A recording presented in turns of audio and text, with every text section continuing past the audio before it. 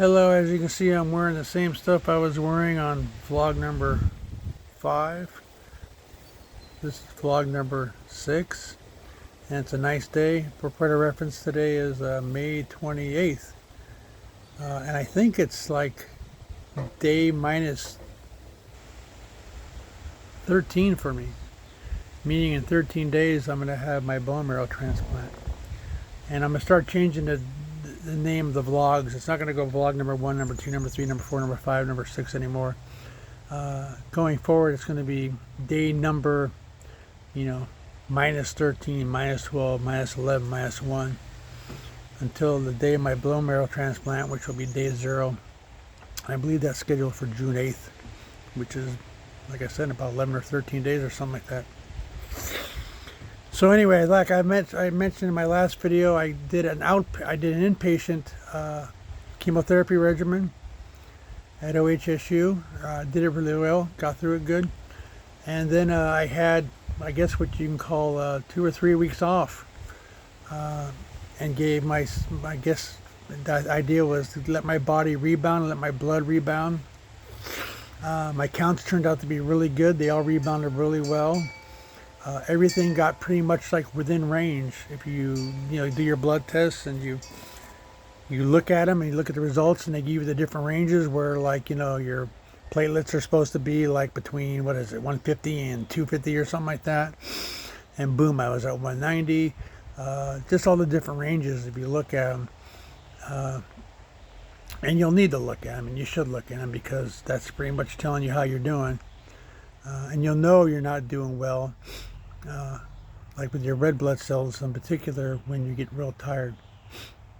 But that period from about March 27th to, I think it was April 19th, when I started my outpatient chemotherapy regimen, I started feeling really good, and to be honest with you, I probably felt as good, if not better, than I did on January 6th, my last day of work.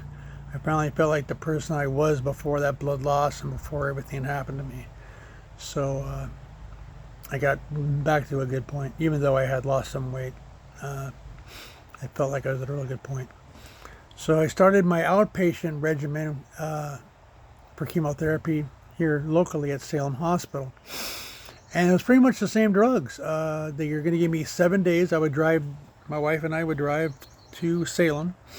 Monday, Tuesday, Wednesday, Thursday, Friday. They were closed Saturday and Sunday. Then we went back Monday and Tuesday for the azacitidine, which is that same drug I had as an inpatient at OHSU. And they also started me again on the venetoclax. And then they bumped me up to a new TKI, tyrosine kinase inhibitor. And this one is a big boy. It's called ponatinib. And this one caused me more problems than the azacitidine did. They wanted me to continue taking the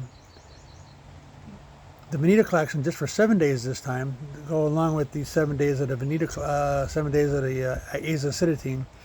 But they wanted me to continue the azacitidine for a full 28 days. And I did okay for the first couple weeks, but the azacitidine started catching up to me.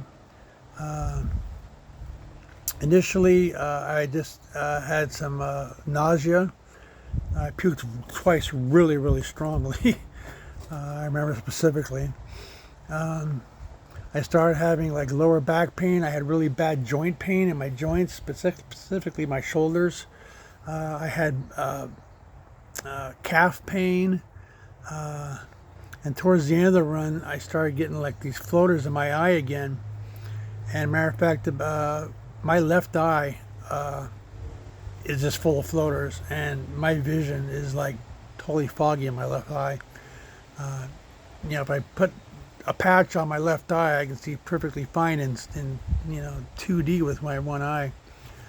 But with my left eye, if I close my right eye, I'm telling you, it's all floaters, and it's really foggy. I can still see, I can make out things, I can read eye charts somewhat. Maybe not 20/20, maybe like 20/40 or 20/60 or 20/80, but I can still make out letters and stuff, but it's just really foggy. So if you happen to be on dasatinib, I mean ponatinib, it could be a rough one. There are 35 different side effects listed with the dasatinib. Like I said, it's the big boy TKI. I don't know if there's one stronger than this one. But of the 35 side effects, I end up having about 7 of them. And the worst ones, though, are stroke and or death. So I avoided those. Apparently, this can cause a lot of blood clotting, which obviously would cause you a stroke and or, a heart attack leading to death. So it must have did something to my blood vessels in my left eye. And I'm hoping that eventually goes away.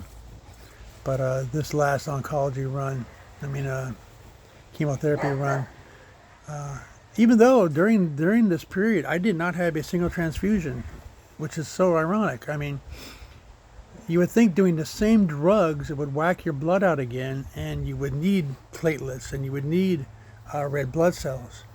But I didn't have to have a single transfusion. But that's not to say that it wasn't affecting my blood counts, because towards the end of that 28 days, my red blood cells were getting pretty close to me needing a transfusion. They like to give you a transfusion, I think, when your red blood cells drop below 8. And mine went from like 12 to 11.7 to 11.3. Eventually, I think I was down to like 10.3. So they were getting pretty close to transfusion level. But fortunately, I was able to get off the dasatinib before I got to that point. But I had no transfusions, no platelet transfusions, no red blood cell transfusions during that entire time. Which I guess is a testament to the conditioning I received in March. I don't know. I have really no idea why that's the case. But so that brings me up almost to present time. My last ponatinib was, I believe, on May 14th, and here it is, May 28th. So it's just a couple of weeks ago, and it did wipe me out pretty good. But I'm now back to a point where I'm feeling really good. I've been going to the lab twice a week, and my counts bounce back. And other than my eye, I feel pretty good, and I got pretty good health all around. So I'll say goodbye for now. I see I'm getting a little bit longer on this one than usual, and I'll catch up with you in the next vlog.